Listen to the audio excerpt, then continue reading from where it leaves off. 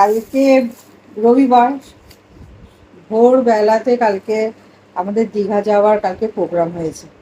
তো এখন বাজে এই যে রাত্রি 12:30। বলেছি যে আমরা রাত জাগা ছানাপোনা। পরের দিন 3রা মে রবিবার আমরা কথা মতো সকাল 7:30 নাগাদ দীঘার উদ্দেশ্যে রওনা দিলাম। যেহেতু লং ডিস্টেন্স তাই আর কোথাও না দাঁড়িয়ে সিধে কোলাঘাটে সকাল 8:30 নাগাদ রাজু এই রাধাকৃষ্ণ হোটেলে অ্যান্ড রেস্টুরেন্টের কাছে এসে ব্রেকফাস্টের জন্য গাড়ি পার্কিং করলো।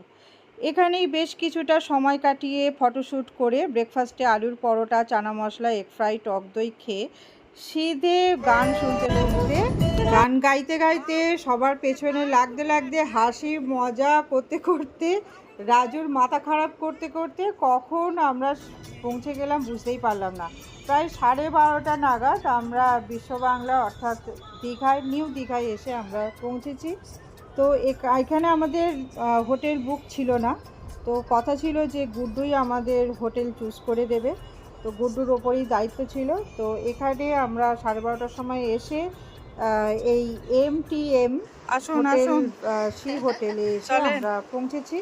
তো গুড্ডুর দৌলতেই এত সুন্দর হোটেল আমরা পেয়েছি, একদম ফ্রন্টে, জাহাজবাড়ির ফ্রন্টে পুরো হোটেলটা নিয়েছি আমরা, পুরো সি বিচের গায়ে। আমাদের আজকে রাতটাই এই দুটো ব্যালকনি আছে, যেহেতু আমাদের মানে একটা রাত, আবার কালকে আমরা বেরিয়ে যাব।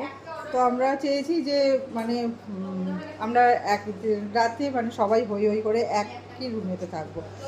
তো গুড্ডু এই রুমটা দেখেছে, এখানে একটা ডবল বেড আছে, এইদিকে আছে ওয়াশরুম আছে, আচ্ছা এইদিকে একটা ব্যালকনি আছে, এইদিকে আছে একটা মিরর, তো আছে একটা ওয়াশরুম আছে, আর এইদিকে আছে কিং সাইজের একটা বেড আছে। আর এখানে সব মেম্বাররা আছে, আমাদের টিম। আর এখানে এই যে আমার রানিমা, রানিমায়ের জন্যই আসা। এখানে একটা মিনি ফ্রিজ আছে, কিছু আছে হ্যাঁ ফ্রিজে, ফ্রিজে কেউ একটা মিরর আছে।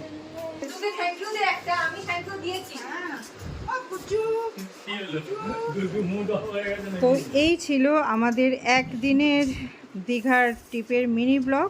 তোমাদের কেমন লাগলো অবশ্যই জানিও। আর দেখো সি বিচটা মানে অসাধারণ, দেখলে মন ভরে যাবে। আমরা তো এক বিন্দুও সময় নষ্ট করিনি, যেহেতু আমাদের হাতে সময় কম ছিল, তাই মানে পরের ভিডিওতে তোমাদের সাথে আবার সব কিছু শেয়ার করব। তো আমার রানিমা বলছে